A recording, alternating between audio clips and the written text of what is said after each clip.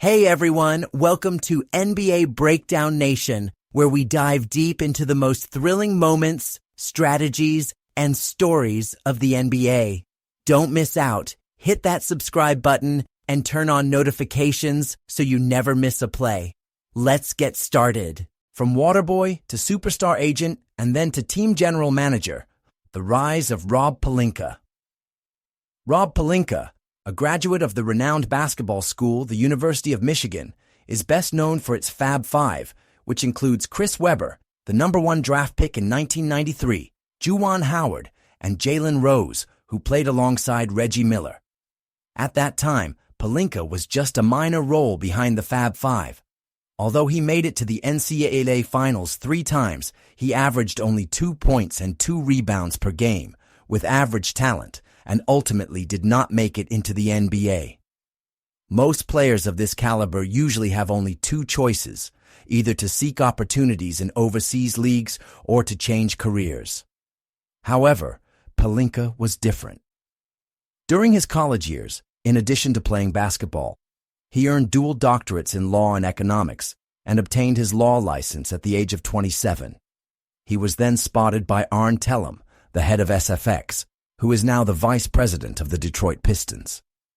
At that time, Tellem was Kobe Bryant's agent. After becoming the legal counsel for the agency, Pelinka soon faced his first challenge. It is well known that Kobe was a star under the Nike brand, but you may not know that when he first entered the league, he signed with Adidas. In 1996, they signed a 6-year, $48 million endorsement contract. However, after 4 years of cooperation, disagreements arose. In the 2000 NBA Finals, Kobe was fouled by an opponent, injuring his foot. At that time, he was already dissatisfied with the protection provided by the shoes he was wearing. It is worth mentioning that the person who fouled him was Jalen Rose, Pelinka's college teammate. Despite the injury, Kobe played through the pain and scored 28 points to lead his team to victory when Shaquille O'Neal was sidelined. The image of O'Neal carrying the injured Kobe out of the arena after the game became iconic. In 2001, when Kobe won his second championship, Adidas also launched the second generation of Kobe shoes. However, due to the previous injury incident and Kobe's dislike for the new shoes' design and technology, he decided to seek an early termination of the contract and look for a new endorsement deal. At that time, Nick Harrison, a senior executive at Nike, now the general manager of the Dallas Mavericks, was very interested in signing Kobe. The two sides quickly reached an agreement. After paying Adidas an $8 million penalty for breach of contract, Kobe became a member of the Nike brand. After resolving the endorsement issue, a bigger problem arose in the summer of 2003. The Eagle incident caused Kobe's public image to collapse. At this time, Pelinka had already replaced Tellem as Kobe's agent and accompanied him throughout the trial. Since the case involved sensitive topics, I will not go into detail. The final result was that Kobe paid $5 million in compensation, and the plaintiff withdrew the lawsuit, resulting in an out-of-court settlement. While the legal battle was temporary, the real challenge was eliminating the subsequent impact. In the face of negative publicity, Kobe's team launched the slogan, "Love me or hate me. The more people love me, the more people hate me." With the brand's cooperation in publicity, the Good and Evil Black Mamba IP made Kobe's image even more deeply rooted in people's hearts. Moreover, Kobe himself lived up to the expectations and delivered various godlike performances after Shaquille O'Neal left the team, becoming a top-tier player with both strength and topicality. During this process, Nicole, representing the brand, did not give up on Kobe. As his agent, Pelinka was also indispensable. The two, as Kobe's left and right arms, established a long-term friendship and laid the foundation for future significant cooperation. In addition to helping Kobe resolve the public relations crisis, Pelinka also orchestrated the Carlos Boozer betrayal incident. Carlos Boozer, the 35th pick in 2002, was drafted by the Cleveland Cavaliers a year before LeBron James. As a second-round draft pick, his contract was only for 3 years and $1.6 million. In his rookie season, Boozer averaged 10 points and 7 rebounds per game and was selected to the all-rookie second team. By the way, can you name the other 3 people besides Boozer and Manu? In his second year, Boozer continued to improve and became a double-double machine, averaging over 15 points and 11 rebounds per game. At this time, his rookie contract still had 1 year and $700,000 remaining. The Cavaliers could have used him for another year at a bargain price and fully capitalized on his rookie contract benefits. However, Boozer clearly did not want to miss the opportunity to make more money. Therefore, the two sides discussed a plan. The Cavaliers agreed to terminate Boozer's rookie contract early and re-sign him to a 6-year, $41 million long-term contract.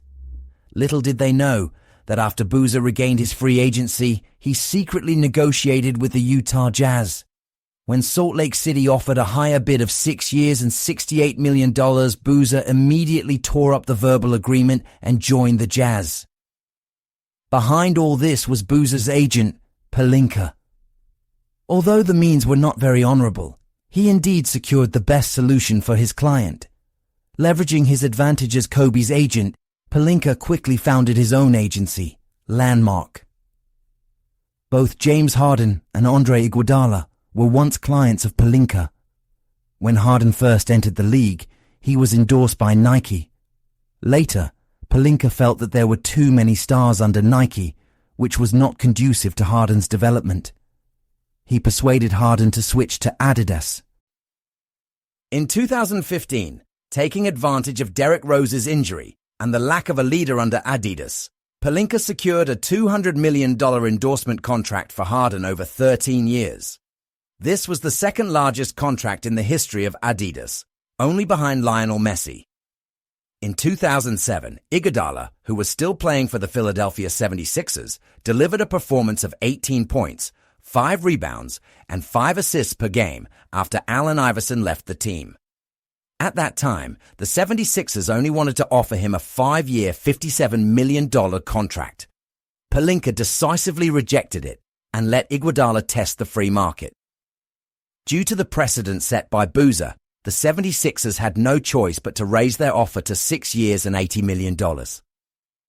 Later, Iguodala was traded to the Denver Nuggets and transferred to the Golden State Warriors after playing a year in Denver. Pelinka once again secured a 4-year, $48 million contract for him. It is worth mentioning that in that year's playoffs, the Warriors eliminated the Nuggets. During the process, it was revealed that Iguodala had leaked information. At that time, persuading the Nuggets to cooperate with a sign and trade was not easy. Fortunately, Pelinka had a good personal relationship with Masai Ujiri, the former general manager of the Nuggets, which was one of the reasons Iguodala was able to leave unscathed. What's more remarkable is that in 2017, when the Warriors, who had the Splash Brothers and Durant, faced a salary cap explosion, and even Durant had to take a pay cut, Iguodala, at the age of 33, did not reduce his salary at all and still received a 3-year, $48 million contract with an annual salary higher than his previous contract. Looking at the 3 contracts Pelinka secured for Iguodala, he helped Iguodala, who had only been to the All-Star game once, earn nearly $200 million. More importantly than the money is the respect represented by the price. This is why, at the retirement ceremony of Iguodala's No. 9 FMVP jersey, Pelinka was invited as a distinguished guest. In 2017, recommended by Kobe, Pelinka became the general manager of the Los Angeles Lakers, making another leap in his career. At that time, Magic Johnson was the president of basketball operations, one position higher than Pelinka. Later, Magic realized he did not have real power. For example, if he wanted to fire Luke Walton, he still needed the consent of the business president Tim Harris. In a fit of anger, he resigned from his position. Interestingly, after resigning, the first person Magic criticized was Pelinka, accusing him of stabbing him in the back and reporting to Jeannie Buss that he was often not in the office. Although this was true because Magic had his own business and could not sit in the office for long hours, such behavior was still not quite honorable. However, in a team like the Lakers, which is constantly filled with internal power struggles, only someone like Pelinka could thrive. In the years he has been steering the Lakers alone, Pelinka's performance has been generally more successful than not. He has made some mistakes, such as letting go of bald yellow and making a wrong bet on Talon Horton Tucker, but he also has the merit of discovering Lee Shao and Old Shao. He has suffered losses with the Heat, but also made up for them with the Wizards. One championship and one Luka Doncic are already enough to make him a legend. To survive in a family business like the Lakers, professional ability is only one aspect. Emotional intelligence and interpersonal relationships are equally important. After all, the Lambie's couple and Tim Harris, these aides to Jeannie Buss, have decision-making power that is no less than that of the general manager. For example, to this day, you still cannot determine who approved the Westbrook trade. Is it not also a kind of workplace art to be willing to take the blame for the leader? And that's a wrap.